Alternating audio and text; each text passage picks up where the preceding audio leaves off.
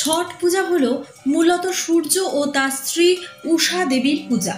তবে ছট পূজার মধ্য দিয়ে মূলত সূর্য দেবেরই উপাসনা করা হয়।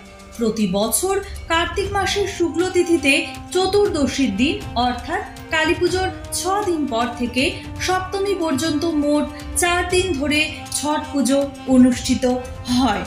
এই সপ্তমীর দিন অর্থাৎ চতুর্থ দিন সকালবেলা সূর্যোদয়ের সময় ছট ব্রতী মহিলারা তাদের পরিবারের সঙ্গে ছট ঘাটে গিয়ে সূর্যদেবকে অর্ঘ্য নিবেদন করে ছট উপবাস ভঙ্গ করে। এছাড়াও চৈত্র মাসে একই নিয়মে আরও একবার ছট পুজো হয়। কার্তিক মাসের ছট পুজোকে কার্তিক ছট এবং চৈত্র মাসের ছট পুজোকে চৈতি ছট বলা হয়। ছট পুজো ভারতের উত্তরপ্রদেশ, বিহার এবং ঝাড়খণ্ডের কিছু অংশে সাড়ম্বরে উদযাপন করা হয়। তবে ছট পূজার আধিক্যতা বিহার রাজ্যের মানুষদের মধ্যে সর্বাধিক, তাই ছট পূজাকে বিহারিদের উৎসবই বলা হয়।